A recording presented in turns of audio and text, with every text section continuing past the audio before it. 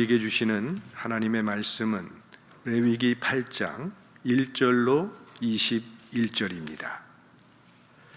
한 절씩 교독하고 마지막에는 합독하도록 하겠습니다. 여호와께서 모세에게 일러 가라사대 아론과 그 아들들과 그 의복과 관유와 속죄제 수송아지와 수양 둘과 무교병 한 광주리를 이끌고 온 회중을 회막문에 모이라. 모세가 여호와께서 자기에게 명하신 대로 하매 회중이 회막문에 모인지라. 모세가 회중에게 이르되 여호와께서 행하라고 명하신 것이 이러하니라 하고 아론과 그 아들들을 데려다가 물로 그들을 씻기고 아론에게 속옷을 입히며 띠를 띄우고 겉옷을 입히며 에봇을 더하고 에봇에 기묘하게 짠 띠를 띄워서 에봇을 몸에 메고 흉패를 붙이고 흉패에 우림과 둠빔을 넣고 그 머리에 관을 씌우고 그 관 위 전면에 금패를 붙이니 곧 거룩한 관이라. 여호와께서 모세에게 명하심과 같았더라. 모세가 관유를 취하여 장막과 그 안에 있는 모든 것에 발라 거룩하게 하고 또 단에 7번 뿌리고 또 그 단과 그 모든 기구와 물두멍과 그 받침에 발라 거룩하게 하고 또 관유로 아론의 머리에 부어 발라 거룩하게 하고 모세가 또 아론의 아들들을 데려다가 그들에게 속옷을 입히고 띠를 띄우며 관을 씌웠으니 여호와께서 모세에게 명하심과 같았더라. 모세가 또 속죄제의 수송아지를 끌어오니 아론과 그 아들들이 그 속죄제 수송아지 머리에 안수하며 모세가 잡고 그 피를 취하여 손가락으로 그 피를 단의 4귀퉁이 뿔에 발라 단을 깨끗하게 하고 그 피는 단 밑에 쏟아 단을 속하여 거룩하게 하고 또 내장에 덮인 모든 기름과 간꺼풀과 두 콩팥과 그 기름을 취하여 단 위에 불사르고 그 수송아지 곧 그 가죽과 고기와 똥은 짐 밖에 불살랐으니 여호와께서 모세에게 명하심과 같았더라.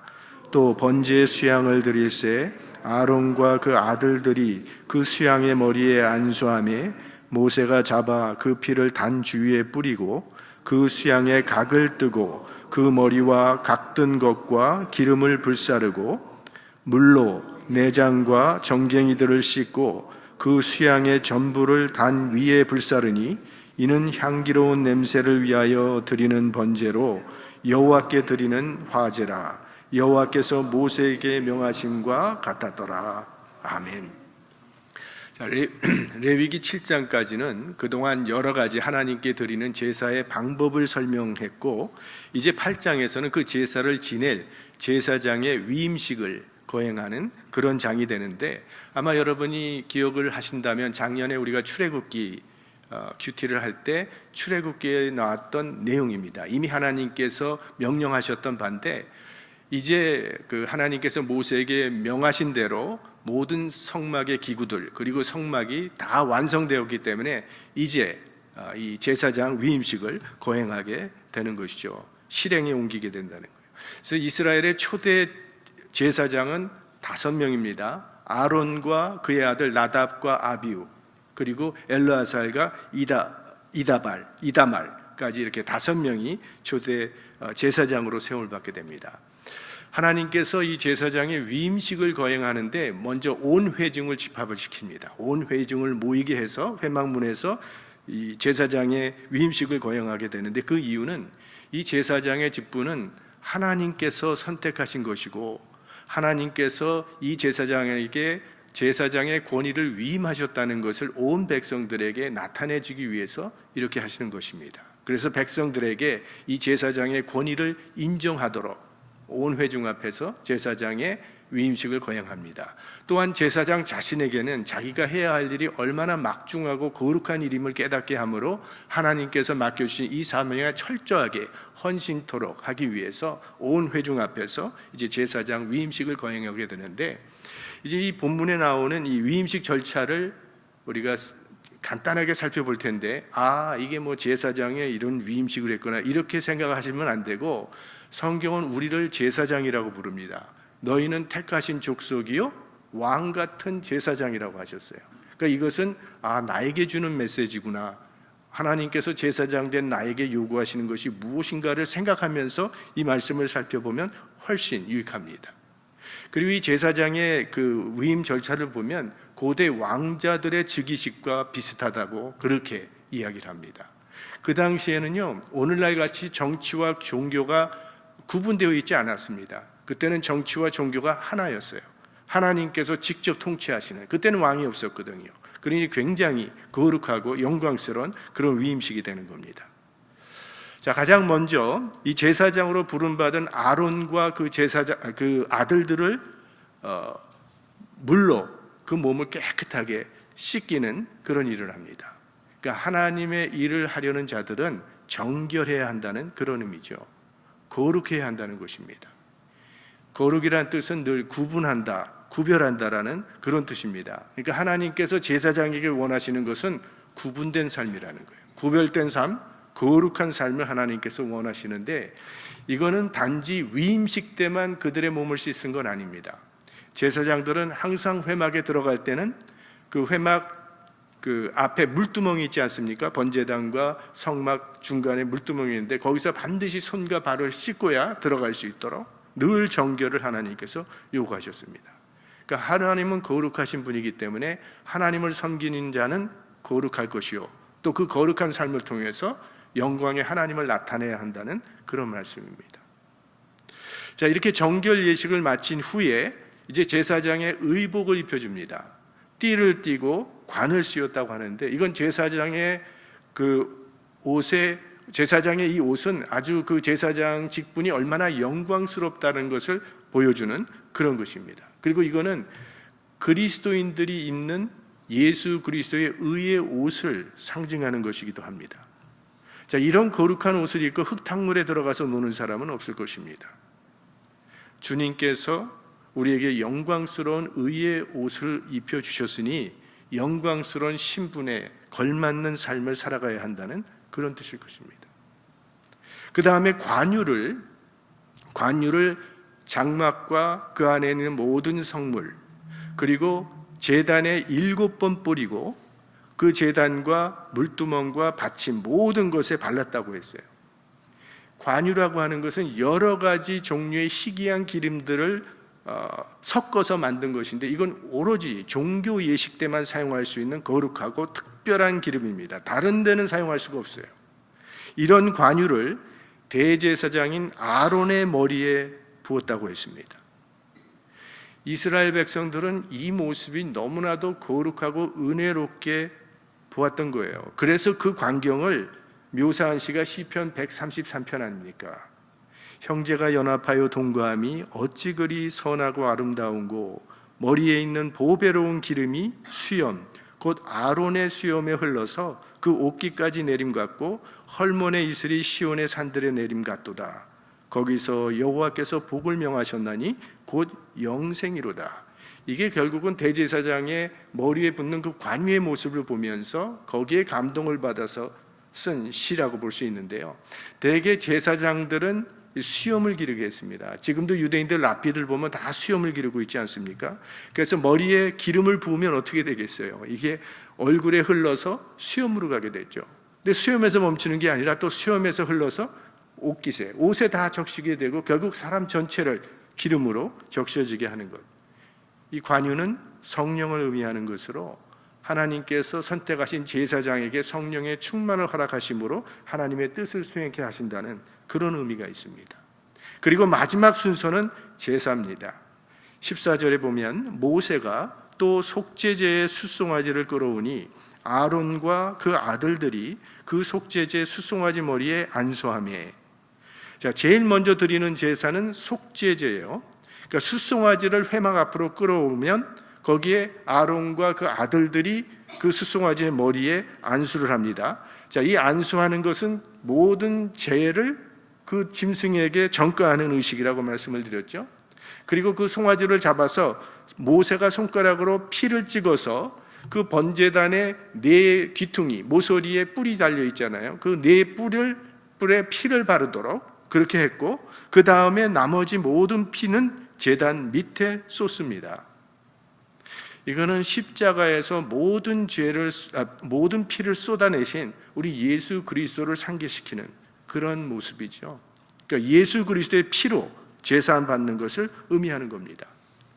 자, 이 속죄제라고 하는 것은 죄를 사함받기 위해서 드리는 제사인데, 지금 왜 속죄제를 가장 먼저 드리라고 하셨겠습니까? 제사장은 다른 사람의 죄를 용서받게 하는 도구로 쓰임받는 사람입니다. 그렇다면 자기부터 먼저 죄사함을 받아야 될 거 아니겠습니까? 그래야 하나님의 은혜의 통로로 사용될 수 있죠. 자기 죄를 그대로 가지고 그런 일을 할 수 없다는 겁니다. 그러므로 먼저 네 죄사함을 받으라는 거예요. 굉장히 정결을 지금 강조하고 있어요. 그 다음에는 18절 말씀에 두 번째 제사가 나오는데, 또 번제의 수양을 드릴새 아론과 그 아들들이 그 수양의 머리에 안수하매. 이거는 번제입니다. 번제는 온전한 헌신을 의미하는 제사예요. 그래서 모든 걸 다 태워서 드리는 거예요. 하나님의 일을 하고자 하는 자는 자기 몸을 온전한 산제물로 드려야 한다는 그런 말씀입니다. 자, 이렇게 오늘 제사장의 위임식 절차가 나오고 한 가지 제사가 또 하나 남아 있어요. 그건 이제 내일 큐티 본문에 나오는데, 그건 여러분들이 한번 읽어보세요, 집에 가서. 자, 오늘 본문을 보면 이 위임식에 계속 반복되어 나오는 말이 있습니다. 여호와께서 모세에게 명하심과 같았더라예요. 자, 우리 9절 말씀을 한번 함께 읽겠습니다.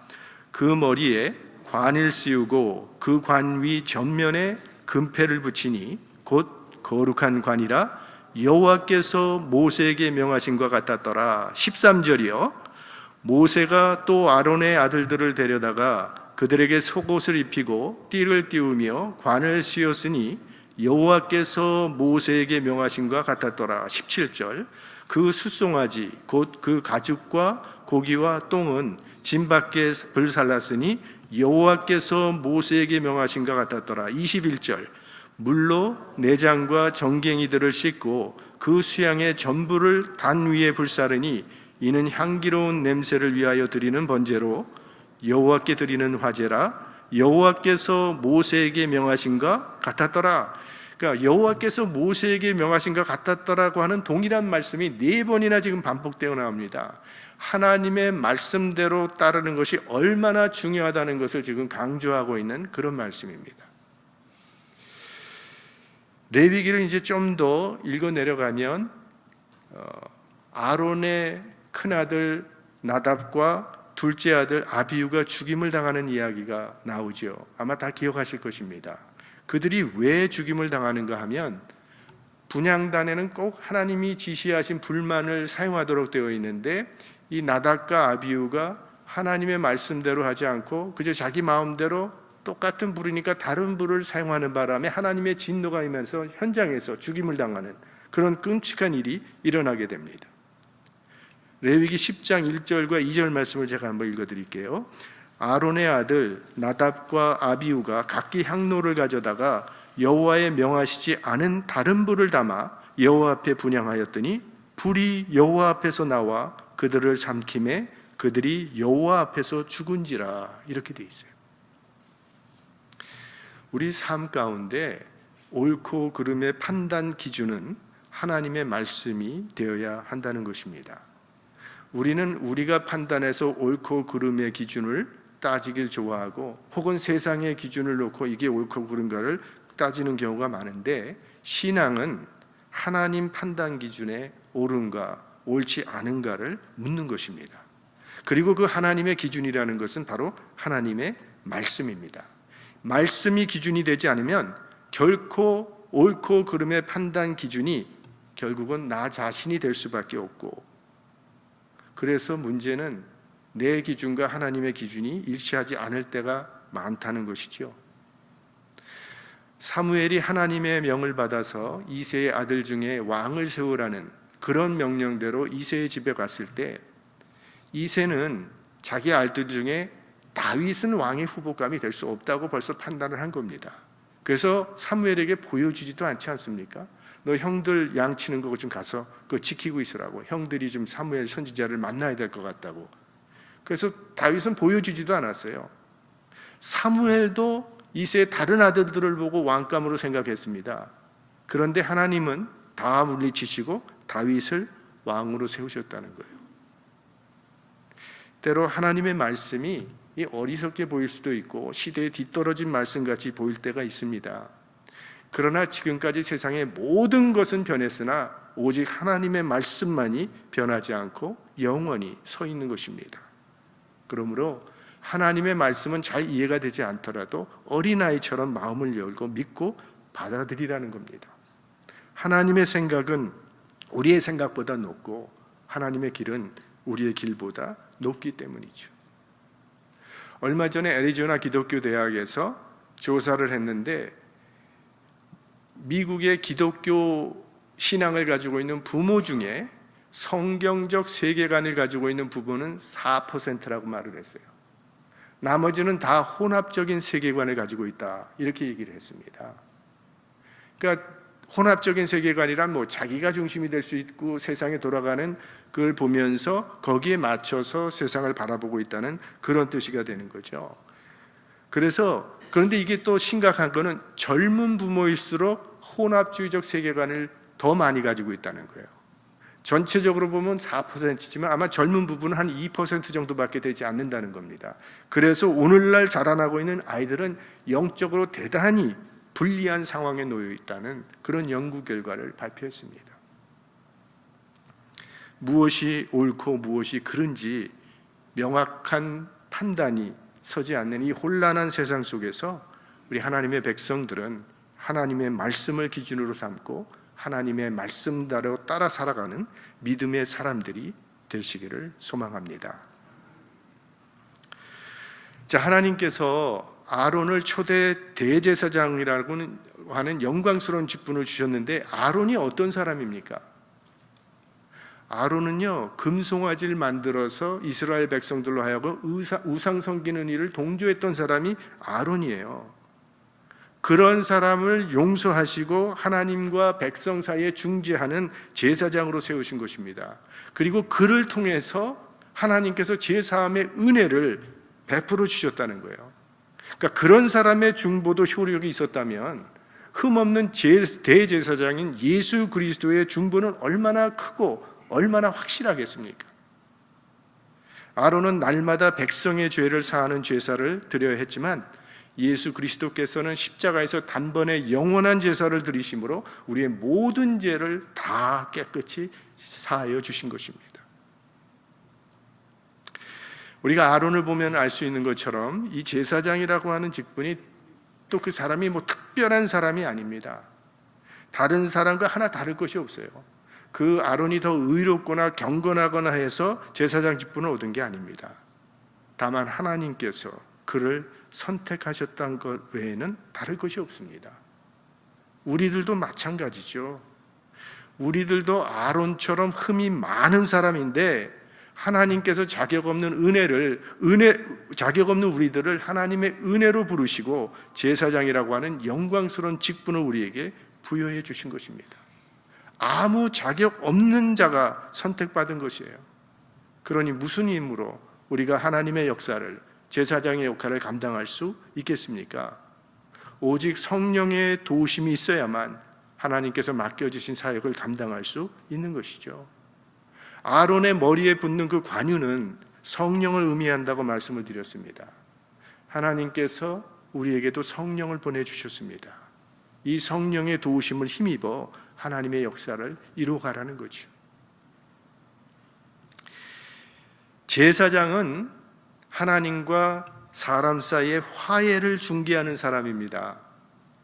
예수 그리스도께서는 십자가에 자신의 생명을 드림으로 하나님과 인간을 화목케 하는 대제사장의 사명을 감당하셨어요. 그리고 지금은 우리를 그 복음의 제사장으로 부르신 것입니다. 세상과 하나님 사이를 중보하는 작은 예수로 우리를 부르신 것입니다. 우리의 삶을 통해서도 세상 사람들이 하나님의 영광을 볼 수 있어야 합니다.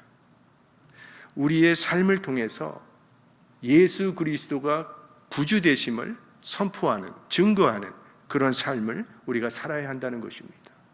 그러므로 형제들아, 내가 하나님의 모든 자비하심으로 너희를 권하노니 너희 몸을 하나님이 기뻐하시는 거룩한 산 제사로 드리라. 이는 너희에 드릴 영적 예배니라.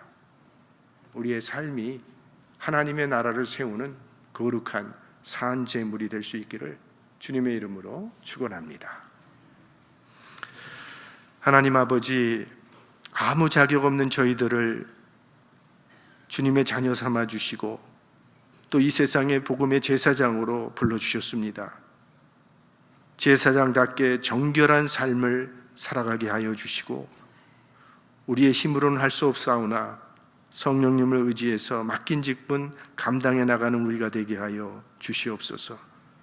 우리가 작은 예수가 되어서 이 땅에 예수가 그리스도 되심을 우리의 삶으로 증거하게 하시고 생명이 필요한 모든 예수 그리스도가 필요한 모든 사람들을 하나님께로 또 주님께로 인도하는 복음의 제사장 직분을 감당하는 하나님의 사람들 되게 하여 주시옵소서.